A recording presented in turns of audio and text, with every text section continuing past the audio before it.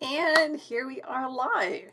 So, because of the lag, it's going to be a little bit after 6 o'clock because you have to account for like it's 6 o'clock on the dot. Like it changed over, but I was looking for a way to make the seconds show up on my clock on the computer. Didn't show up. Couldn't figure that out. Maybe I'll do that for next time. So, one thing that I keep forgetting to do that I want to do is talk about the image that I use as not my starter image, but the the thumbnail, and that is a picture of the park that is over. It's over there, and that's where I usually go for a walk in the morning or go to catch Pokemons or something like that. It was absolutely ridiculously gorgeous today. I took some pictures, but I haven't uploaded them to the computer yet, so I won't be able to show them to you. But maybe next time. Besides, I actually had like a whole bunch of stuff that I want to share with you, so it didn't make the top six. But yeah, today was an absolutely gorgeous day. I rode my bike over to the park, and then I walked around the park a little bit. There was a little as 80 degrees and a little bit of a breeze, so I could smell the clover is like all over. Sorry, had to do it. But yeah, I could smell the clover, and the grass is just like clover and buttercups all over the place. I think they're buttercups. Anyway, they're little yellow flowers, so I call them buttercups. And it was really pretty. And then I walked around for a little bit, and I was like, you know what? I want to ride my bike some more. So I got back on the bike, and I rode around town, and I went up towards the library. And I forgot that right before the library, there's railroad tracks, and they cross the street like this, not like this. So it's really hard to keep your wheels perpendicular. And when I first went on my first bike ride with this bike when it was brand new, the bike went, the front wheel went, and then I went end over, all over, and bent the front handlebars and or the pole I think that was attached to them, and banged myself up real good. All kinds of road rash. It was nasty. Hi Jason, and hi Steve. By the way, sorry. I don't mean to neglect you. It just kind of happens. But anyway, this time I crossed over it successfully, and then successfully on the way back. It's definitely a challenge. But I did it safely, and I had a lovely bike ride. Got a little bit sweaty, but not too bad. The breeze was nice. It was just a really, really, really pretty day. And before that, since it's Saturday, I woke up and I did my Saturday morning tweet chats with some fellow educators, and that was fun. And then I was like, okay, I'm gonna go back to bed. So I did. It was like 10:30. I went back to bed, and the sheets were soft, and the mattress was soft, and the pillows were soft, and the quilts were soft, and I got a soft kitty who snuggled me up. Oh, it was so nice. It was so nice. And I napped for like 2.5 hours. Like I didn't feel like I was that tired. I was just like, you know what? It's Saturday. I'm gonna take a nap, and I did. And it was so nice. And I woke up slowly. It just felt so good. And then I went out to the park.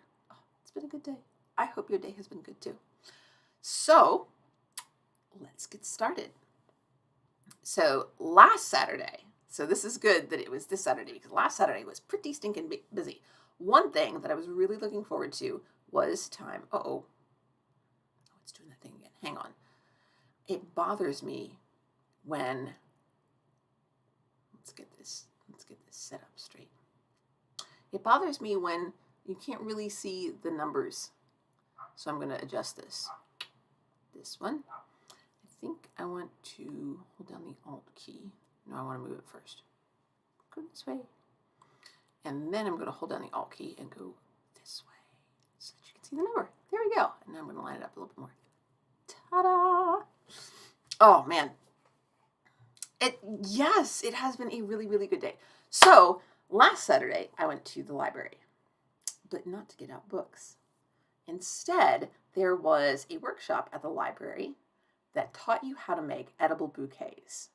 And it was a lot of fun, and they were tasty. We used, everything was provided. You didn't have to bring your own stuff. So we used a base of iceberg lettuce to hold the little sticks in place. And then we put some kale around at the top for the fluffy greens. And then we had pineapple slices that had been cut, and then you could cut shapes out of them. They had cookie cutters. And then we had strawberries. So they were beautiful. And here is mine. Isn't that cute? Oh, I'm just so pleased with how it came out. And hi, Benjenium. I hope I got that right. And so yeah, I had lots of fun, and they were very tasty, super tasty. I think the only thing I didn't eat from mine was I'm not really a fan of iceberg lettuce, so I didn't eat the iceberg lettuce. Obviously, or the cups or the sticks. Did not eat those. But I ate the strawberries, and I ate the pineapple, and I ate the kale. I chopped that up and put it in a salad with some chicken strips and some of the strawberries, actually. The pineapple I just ate by itself. It did not go in the salad. But it was really, really tasty. So, like I say so often, just check out your local library. Find out what's going on there. Support them. Download books if you are not a traveler or not a getting out and interacting with people. Steve, that's you. But yeah, support your local library and find out what's going on there. It's so much more than just a place to get books from, although it is also that. All right, item number 2. So this was pretty interesting. I think I've talked about this on this channel before, I think. Anyway, the American Library Association has talked about the fact that there have been more challenges and calls for bans to have books pulled from library shelves and pulled from classrooms than this year in 2022 than there have been in previous years. And in 2021, there was an increase from previous years as well, and it's just a really sharp uptick. However, one of the things that we're seeing is that there's a lot of pushback against that, which is pretty cool. And there's been a fair amount of discussion about how banning a book can actually get it more publicity. You too, Steve. So banning a book can get that book some publicity, but a greater concern is the effect that such actions have on other books that aren't actually banned, but have similar features and might be cause for concern and get pulled from shelves or removed from curriculum as a way to prevent upcoming problems. And that, because there hasn't been an official call for it, that doesn't get as much attention. Those books just kind of quietly go away. And that's unfortunate. Hey, Caitlin! It is not trademarked. It is, yes, it is edible and it is arranged. But we only had strawberries and pineapple. And I think an actual edible arrangement has a much wider variety. I think they have like grapes and apple slices and things like that. And Wolfie, yes, there are definitely books about banning books. But the idea of self-censorship, of avoiding problems that might come up is definitely a thing. And I try to be as, not just open-minded, but I try to make sure that I think about all aspects of the situation. Because, and I've written about this on my blog, you can't have all the books. Like, you can try, but it's not actually possible. And there are important conversations to be had about what books are appropriate for a library to have in its collection and which books are not. Which books should be restricted. I love the Chattanooga Library. And when I volunteer, I work in what's technically a somewhat restricted section. It's the local history section. And they have books that go back to the early 19th century. I think the earliest one that I have helped out with, because I don't do anything really that requires a whole lot of knowledge. I just, I cleaned the books off very gently because they need gentle care. But I got to hold a book that was printed in 1811, and that's really cool. And no, those books absolutely should not be out for general circulation. They ain't gonna last. There's it's just a matter of practicality. No, the books will die. We can't have that. Um, so, and in addition, libraries, like people, have a limited amount of funds. So they have to think about what best serves their community, what the community wants, as well as what the community maybe doesn't ask for, but books that would benefit the community. So they have to make these decisions, and they can't get all the books. So, and then likewise, they also, some books go in the children's section, some books go in like a teen or young adult section, and some go out into the adult section. And I think a fair number of libraries will have like a junior library card that kids can check out books from the kids section, but can't necessarily check out books from the grown-up section. They have to be checked out on a grown-up's card, or the parent has to be there, or whatever. So there are a number of policies in place, and these are important conversations to have. And so the article that I'm going to link in the description talks about this, that there are groups that are specifically, they're reading banned books, but they're also talking about why this book is banned, what's controversial about it, what it promotes, or not promotes, but what it discusses, what ideas it brings up, why people might find this objectionable, and those sorts of things. Those are conversations that we need to have. And when a book is challenged because of bigotry, we also need to continue that conversation, like go deeper into, okay, so how can we deal with this in a productive fashion? Because simply going up to the people who are behind the challenge and saying you're a bigot is not an effective way of resolving the situation in your favor. Like, whether or not that's true is not the issue. The issue is, are you going to get what you want? And so it's important to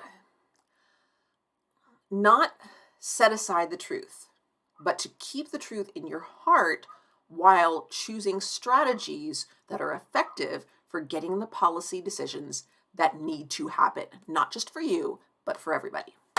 So,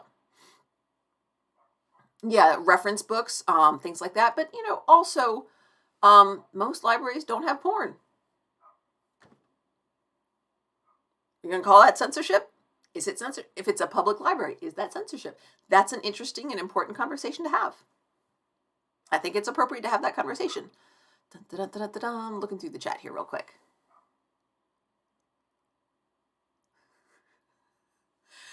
Caitlin, yeah, digital devices allow you to do all kinds of things, but there are still limits to storage on digital devices. I understand. I so understand the problems of storage. It's one of the reasons that I'm like, yay, libraries. Libraries are like my book storage, okay? I very rarely add books to my collection. I bought, I think, 4 books from the used bookstore, and that was because I took a box of books to the used bookstore and said, okay, we're not reading these anymore. Let's send them on to a new home. And then they gave me credit, and I used it to get more books. But it's okay, because I came out sort of ahead, but behind. I ended up with fewer books, but more books that I wanted to read, so yay.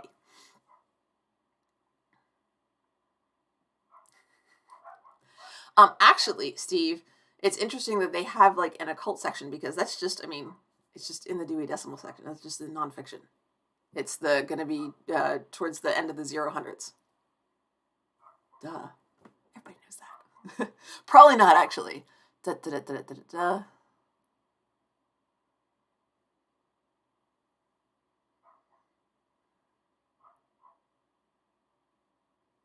Jason, that's really interesting. I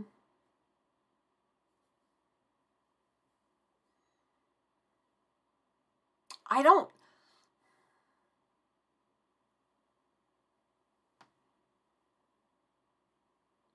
I think there's definitely a case to be made that some material is not appropriate for very young children. I think there's definitely a case for that. And like I said, that's an important conversation to have. I would love to talk to, hey, if you know those librarians, give them my like Twitter handle, Dana Coldares on Twitter, and say, hey, and maybe we can get together and talk about it, and we can just like have live stream. That would be awesome.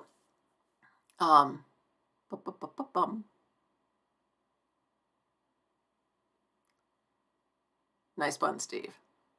Hey, Kemp. All right, so yeah, so I'll have, that is an article. I'll have a link to that in the description after the stream's over. So next item. What's my next one? Oh yeah, this was neat. This was just yesterday, you guys. So I was actually in Hairspray a few years ago over the summer, but I got invited to go see Hairspray by one of our assistant principals. I think her niece and nephew were in it, and they were, if you're familiar with the musical, they were Seaweed and Motormouth, and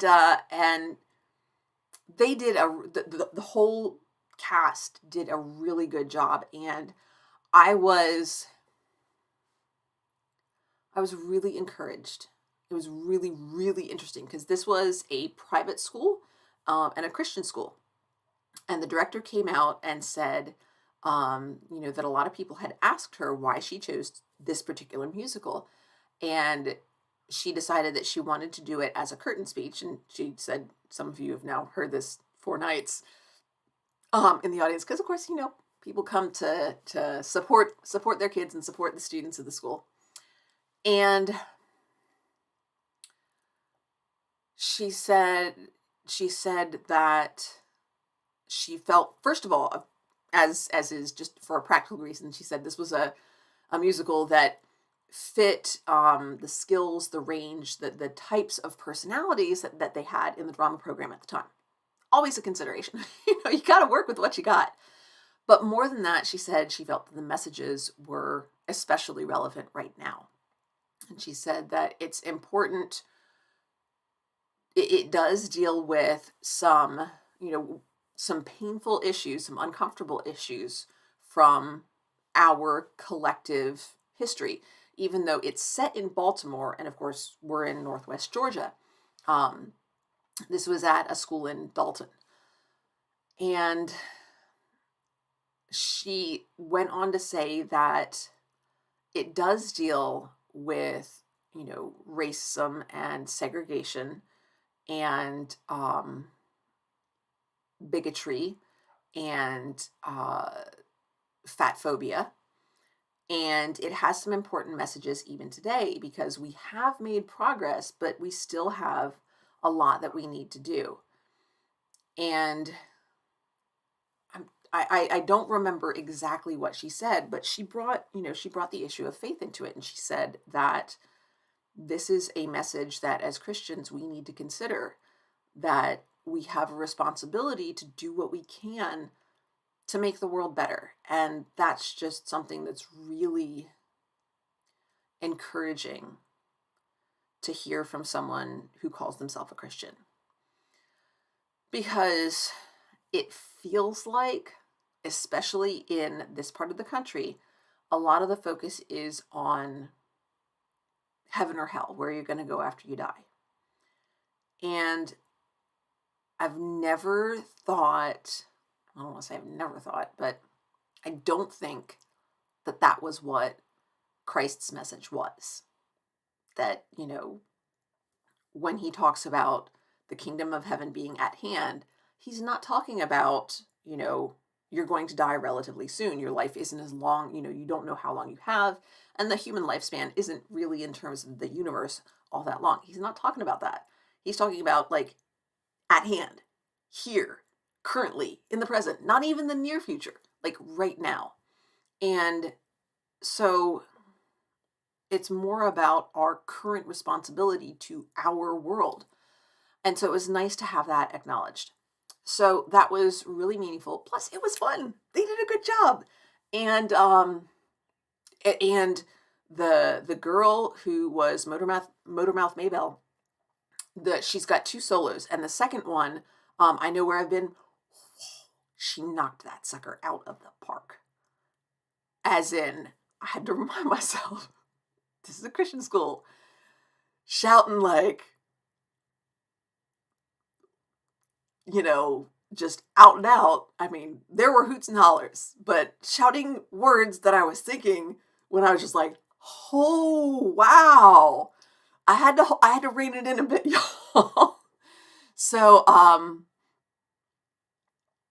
so yeah, that was a really, really great experience.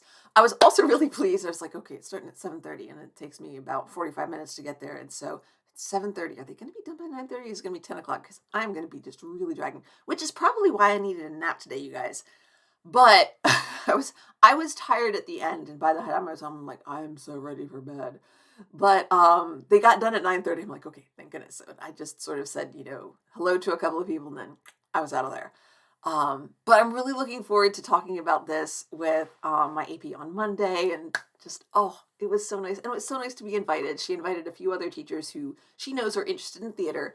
But it was just, it's nice to be thought of. It's really nice.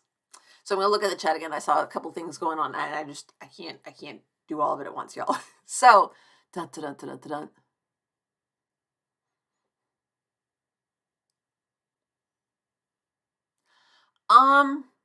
Selling recordings. I think it depends, Caitlin.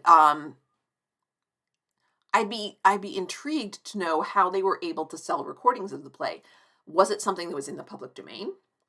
Or was it something that was actually created by the students? I would say I think we almost always charge a nominal fee, mostly because the auditorium can't hold everybody. So so it varies, but some of it, like Hairspray, is, they have to pay royalties in order to do it. So it depends on the cost of the production, that kind of thing. And yeah, they usually do tend to charge, but it can be as little as $1, and then sometimes somebody was like, I left my wallet at home, and she's like, yeah, here's a ticket, go. So it just depends. We have had, really low fee admission, but we just can't, like, especially when they do programs during the school day, we just can't fit everybody in the auditorium at the same time. So it's sort of a way of curating. Do you actually want to go? And if somebody really wants to go see it, like teachers, or they'll mooch money off their friends or whatever, the ones who really want to see it will go. But essentially, you don't just have everybody descending on the auditorium just because they want to get out of class.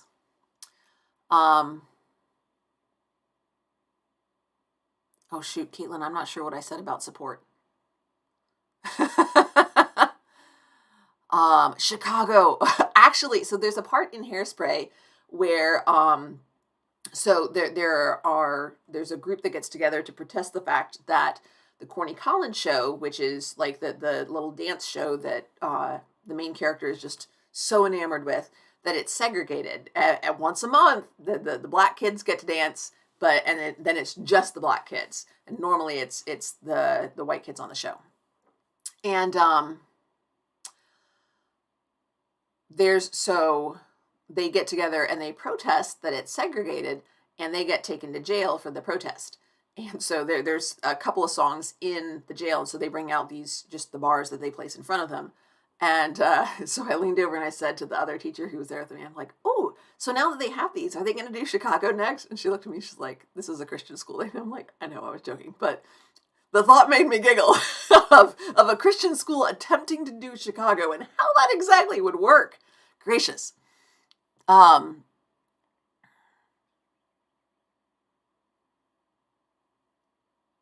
Yeah, Jason, exactly.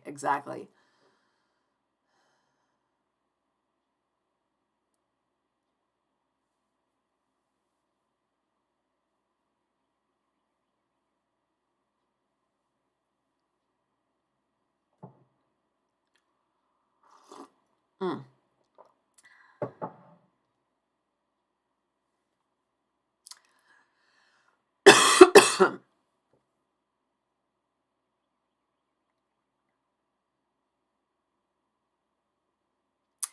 Yeah, Caitlin, the movie thing is kind of teacher tradition. It's not a lot of times people will talk about it being fair use. It's not fair use. But depending on the size of the class, it might fall. I mean, like if you have a bunch of people over to your house and you watch a movie, then that's perfectly fine. It's not even fair use. That's just like use. So, there are guidelines about that, but honestly, especially if it's connected to the curriculum, nobody wants to, or if it's like at the end of the year, nobody wants to go after some nice elementary school teacher who is showing Encanto to their students after they've had state testing as a way to say, yay, you all came during state testing, you tried your best, we're really proud of you. Like, I mean, it's not like against criminal law, so it would have to be like Disney suing that teacher, not just all kinds of like, no, they don't want to do that. And also the teacher's not making any money off of it. So yeah, I mean, I guess maybe they'd send like a cease and desist letter saying don't do that anymore, but nah. Um, I don't know that it's primarily financial. Because these tickets were $10, so that's like in terms of community theater around here, it's not a lot. Our school, I think we charge between 5 and 7, so it's not hugely expensive. But I think mostly they want to fill a seat for their kid. There were a lot of people that I saw when we were, waiting to get in who had like, bouquets of flowers and stuff. And they were just the ones that you'd get at the supermarket. They weren't like extravagant boxed with a satin ribbon or anything like that. So they were there just to show, hey, we're proud of you. You've worked hard for this. I'm very curious. There was one girl in the cast who just didn't look like she was having fun. She just, she didn't look tense. She just looked like, I'm doing this because I'm supposed to. I'm very curious about that. Yeah. So that was fun. All right, next. Oh gosh, this is big. So apparently, like, I found an article that said that there's like now been 1 million kids that have received the malaria vaccine. Excuse me. Steve, I don't know how you do it. You go for like 2 hours and you never have issues. Hey, it's the dogs. With your throat drying up. I don't know. Maybe you just take sips more often than I do. Yeah, Disney has other concerns right now. Exactly, Jason. I think a lot of people are not real happy with Florida's governor. Oh, golly. Good gravy. So, yeah, there was an article about, there's 1 million kids that have gotten the malaria vaccine. I'm like, wait. Back it up. There's a malaria vaccine. Like, this is huge. I mean, it's not something we hear a lot about in America because malaria is not nearly as much of a deal in this country as it is in other countries. But malaria is a really, really tough disease for vaccines because it's based on a parasite, not a virus or a bacteria. And they've got more genetic stuff. So they've actually, since like the 40s or 50s, malaria, the effectiveness of treatment against malaria had been really helpful. And I don't know about, it's not that cases had been dropping, but I think deaths from malaria had been dropping. And I think that lasted until about 2005, but it sort of plateaued around there and then they started rising. And part of that is because since malaria is based on a parasite, they have more genetic material. And they've been able to do, the malaria parasite has been able to mutate much more effectively than a virus or a bacteria can.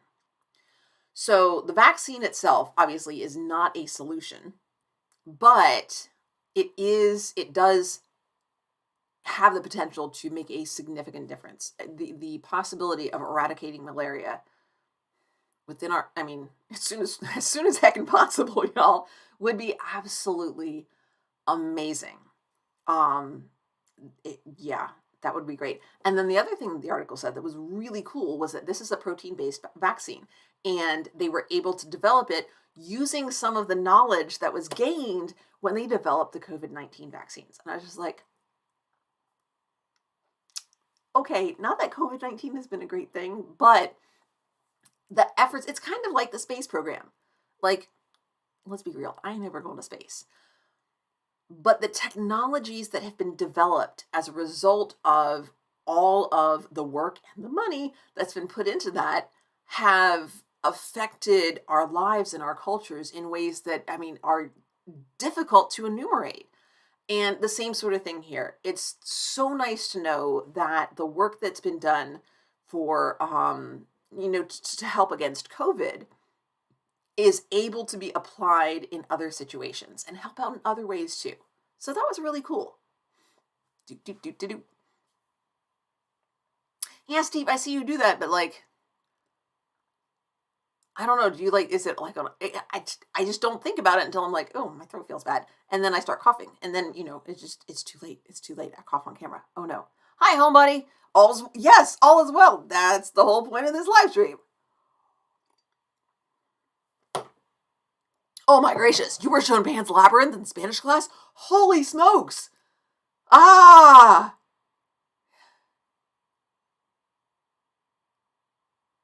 Yeah, I know, but like, wow, that's like, it's so dark. I guess, I mean, in high school, gracious. Yeah. Wow, yeah, it's really dark. That would not fly here. There ain't no way that's one of those things that would get you fired.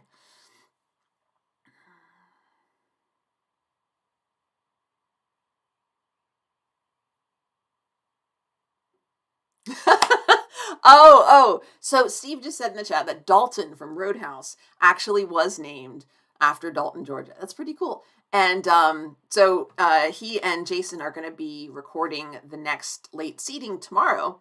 And the movie.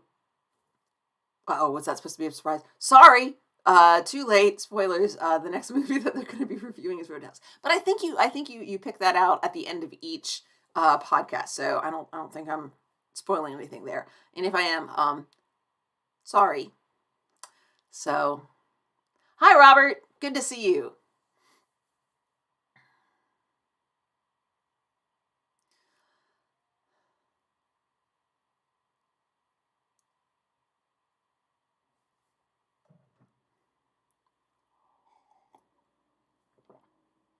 Not just because it was in Spanish, Caitlin, but it's also about is it the Spanish Civil War? But yeah, I think he was the dad was somebody who was supported Franco. Anyway, something like that. I assume, Jason, that you don't mean that you were fired because you went to school in South Carolina. But yeah, yeah, Steve, I thought so. See, checking ahead of time, making sure that you get it in writing, that there's documentation, and then if parents complain, then you just say, oh, it was approved by thus and such administrator, or oh, it was approved by the board, and then it's just, your butt's covered, you're good. The challenge is, I forget who I was talking to on Twitter was like, yeah, teachers just need to submit their materials and lesson plans in advance and get them approved. I'm like, are you kidding? Like every worksheet? And that doesn't even begin to cover like topics that come up in class, conversations that students, get involved in, and what the teacher's responsibility is there. It's just the idea of getting pre-approval for every lesson plan. And I mean, I change my lesson plans around all the time. I had an issue with the ViewSonic board, so I flip-flopped. There was a video that I was going to use this week or this past week, and one that I was going to use this coming week. And I just flip-flopped them because one's on YouTube and one I have saved. And I just changed them because I couldn't get the other one to load. So I was like, all right, I'll do the YouTube one now, and then next week I'll do the other one. Once I get a chance to figure out how the heck this works. And I wouldn't necessarily be able to do that. And the amount of time that would take for administrators to do, you would have to hire more people. And that takes money, and it's just, oh, gracious.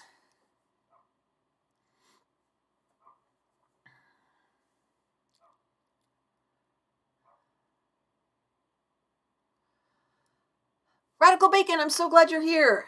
It's good to see you. Okay, moving on. moving right along, footloose and fancy free. Okay, so, oops, I didn't put enough returns in. So there was an article that I found that talked about Hattiesburg. Uh-oh. I have to look. Well, a town, a small city in Mississippi that has been really pushing public art, and that is something that is close to my heart. Chattanooga does a fair amount of public art, and that'll actually tie into Point the Sixth. So here's one of the murals, but they said not just murals, they also have sculptures and, quote, other types of installations. And I would love to see more public art in the forms of concerts and poetry recitations and dance exhibitions and things like that, performance art that's just open to the public. And I think like city councils and things, they could partner up with high school art departments, you know, both performing and non-performing, IDK, to fill some of these without having to shell out big bucks. Because let me tell you, high school students, they love getting out of school. It'd be great. And just, you know, public theater and public concerts. The article that I'm going to link talks about the importance and the effect of public art, because it's discouraging sometimes because people think of art as expensive and a luxury. And it doesn't have to be. You know, there are some cases in which art should be expensive, in that the materials required or the expertise required is high end, and that should still be supported by those who can afford to do so. One of the reasons, you know, I several years ago now, I spent a summer drawing. Not like that was the only thing I did every summer, but all summer, but I tried to do one portrait each day, and I still have the binder. I just used like copy paper and pencil, and I still have the binder with the sheet protectors, one from each day, and looking through it, I can see the progress that I made just in a couple of months. But I was limited obviously by my skill. But also, one of the reasons that I chose pencil and paper is that I can afford that. But, you know, I wouldn't want to try out painting until I knew it was worth my investment. So, also, I mean, some of that's just, you know, me. I'm cheap. That is what it is. But, yeah, it's Hattiesburg or Hattiesboro. But you'll see it in the article. I would highly recommend it, because it's not just about this is what this city did, but also about the importance of public art. And I really, really, really believe in that. So looking back at the chat, I've shown.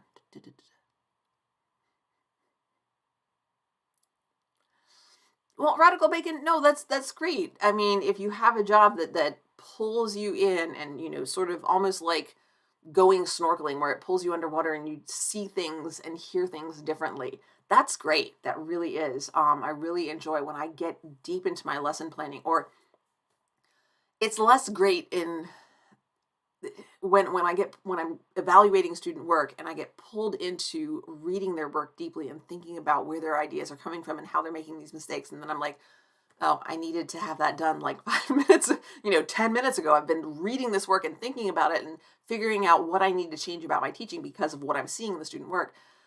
It's still a good feeling, although it's a little frustrating because I'm like, these students are waiting on these grades. So it's really encouraging and validating when you're like, yes, this is where I belong. It's a good feeling to have.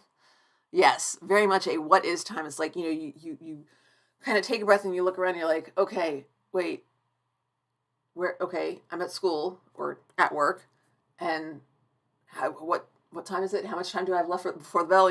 What am I supposed to be doing? It's a really interesting experience. Yeah, just like, yeah, the bladder, the tummy, it takes a little bit longer, but the bladder's like, hey.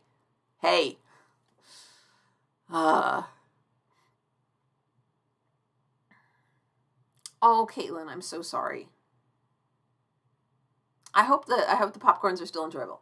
All right, so moving on. This is the last one, and it ties in because I got to be part of a public art installation. So last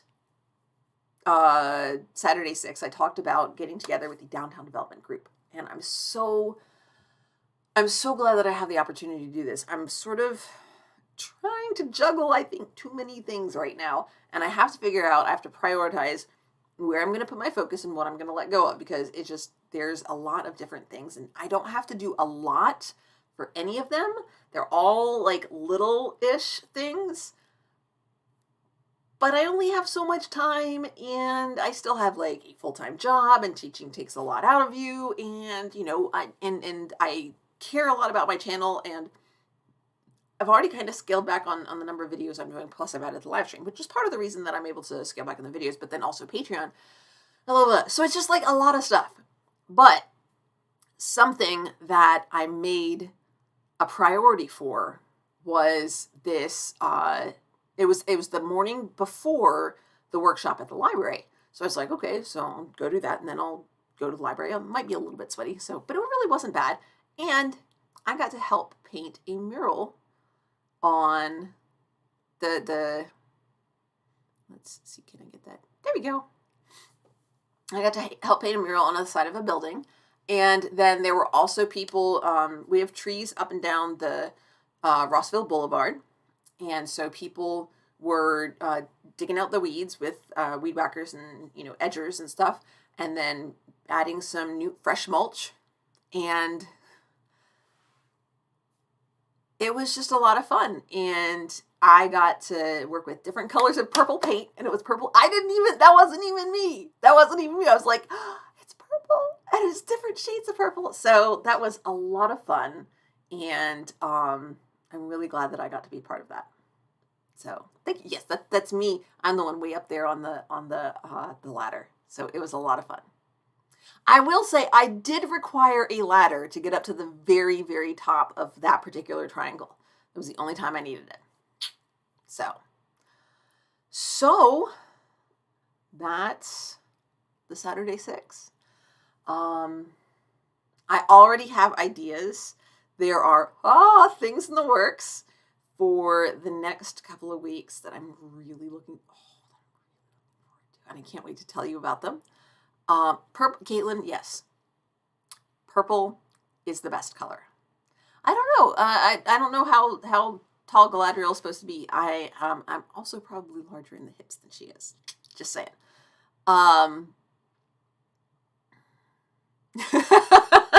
I did actually need, and the other thing was, I only have that one pair of jeans, so I wanted to be careful. I still got a little bit of paint on them, but I was able to mostly get it out. Yay, nail polish remover.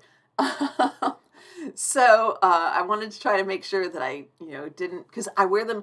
We're allowed to wear jeans on Fridays as long as it's with a school T-shirt or something that's in school colors, orange and black.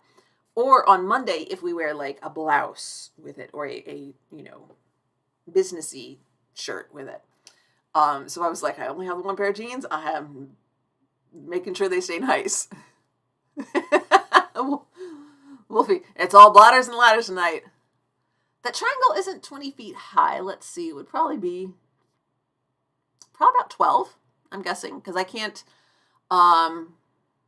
based on where I'm at on the ladder, because I can touch an 8-foot ceiling.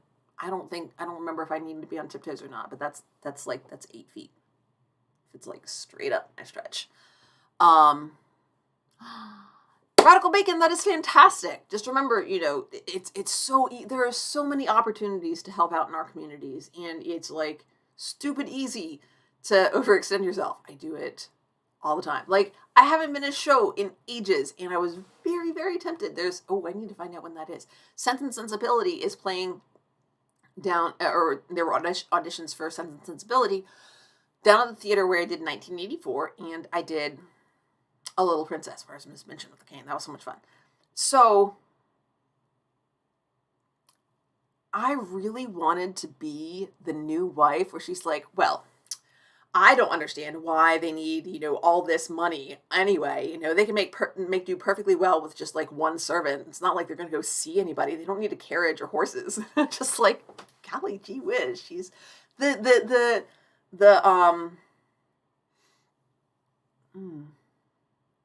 villainous, let's say villainous characters, they're always the most fun to play. I mean, seriously, if Star Trek 2 was going to be made into a theatrical production, come on, you'd want to be Khan.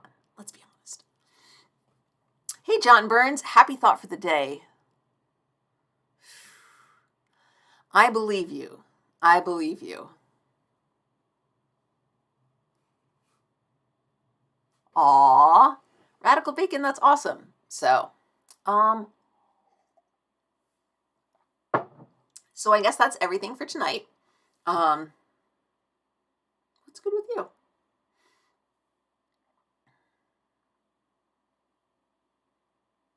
Wow. See, Radical Bacon, that is why you deserve to make the big bucks for your work, because, like, you're just that good.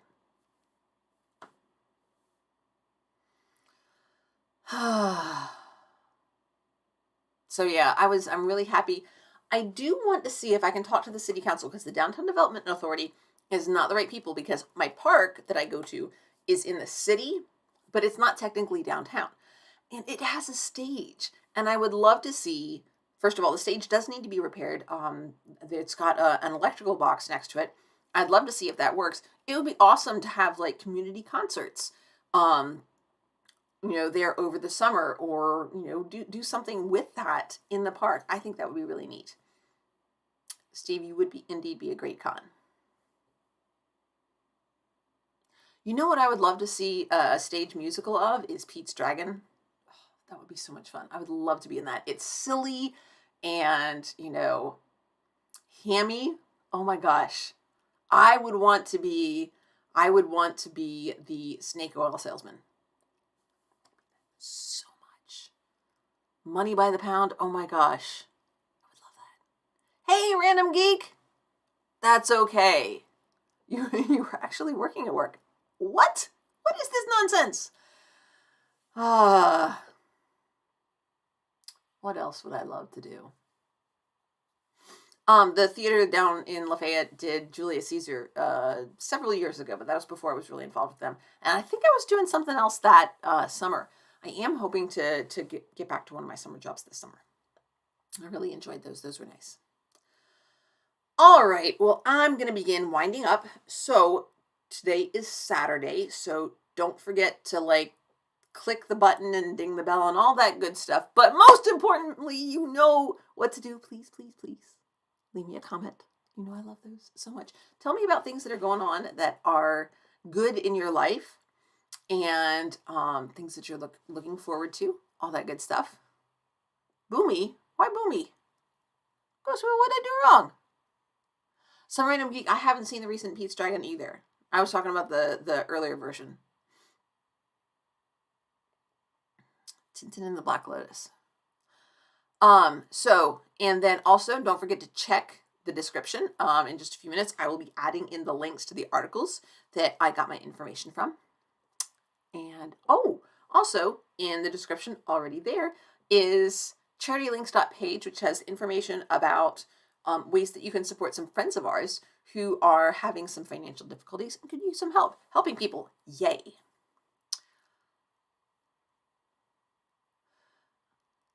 Bye, home buddy. Ghost. Oh, boo, because you're a ghost. I got it. Oh, no. Ah, there. I am perfectly effectively scared. I hope that was great.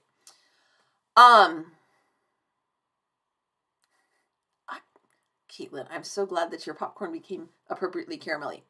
So let's see. I said the bell and thing and comment, very important. And I said about charitylinks.page. Don't forget, next Wednesday, I will not be here. I'll be physically here. You'll see the tiger and the flowers and such in the background. But we will be watching something, I think Star Trek next week, and we'll be playing Wordle afterwards. And I have something or other that I wanted to talk about Star Trek, but I can't remember. But Steve wrote it down, so he's going to remember for me. And I have a Patreon, and it's also linked in the description. So if you want to support my work here on the channel, or mostly, I'm going to be doing a video on that. I finally got, one of the things that was donated to me was the shiny origami paper. and the metallic markers. And so I finally had some students do that project for bonus credit, and I can't wait to make a video on that. I'm going to do that on Monday, and so that'll be up sometime in the not distant future.